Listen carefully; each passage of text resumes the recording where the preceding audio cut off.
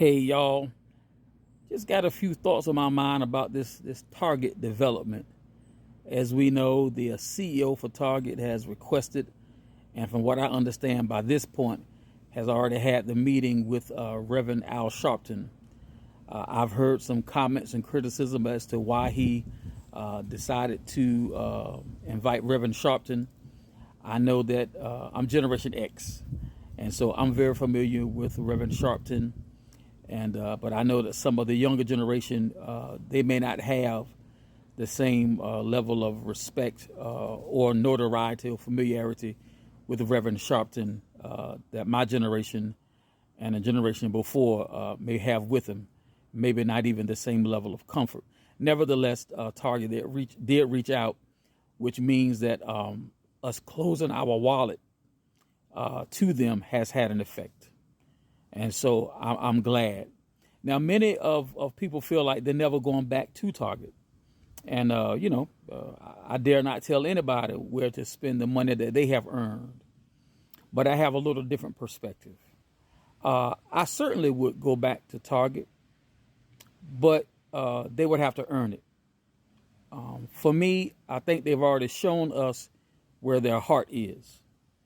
And right now, what have forced them to come back to the table is dollars and cents. We hurt their pockets. So it's not about DEI at this point.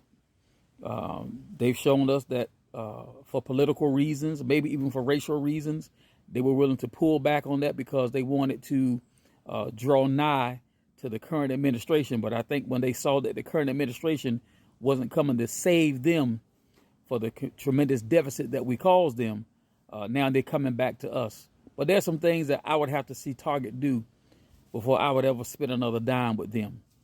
I'm not so concerned about whatever they're going to tell Reverend Sharpton or whoever else. Well, with Target, what I would like to see is them on the local levels, all these communities where we have these giant Target supercenters.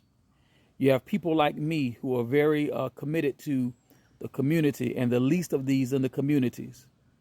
I would love to see Target in the local communities make a commitments to these organizations, and they are various, they are many, who are making sure that hungry people get fed, homeless people get housed, naked people get clothed, battered women and children get protected, and people coming out of jail and prison get reentry programs, and those who've had substance abuse that they're able to get the counseling and the programs that are needed to get them headed back in the right direction. And those are just a few things. There are many more things that we could talk about, all kind of things with our children. But that's what I would like to see Target do. Not just Target. You got to start talking about Walmart and some of those others who have who we're coming after also when it comes to this DEI. For me to spend my money with those characters again, it would have to be that kind of commitment in the local community. What they're doing on the national level, that's here nor there for me. I'm talking about making a difference in the communities where they are located. That's a big deal for me. So if I could see that, and once again, not worried about where their heart is, because they already showed us that. Now I'm worried about where your dollars are. You showed us where your heart is. Now show us where your dollars are. And if you can spend money, and I mean some good money, in the community that's spending good money with you, that may compel me to come back and do business. And that may compel me to use my influence to tell other folks who I'm connected with that it's all right to go do business. But outside of that, I wouldn't spend another dime. And I would not advocate for anybody to spend another dime. Now, that's just my 2 cents on Target.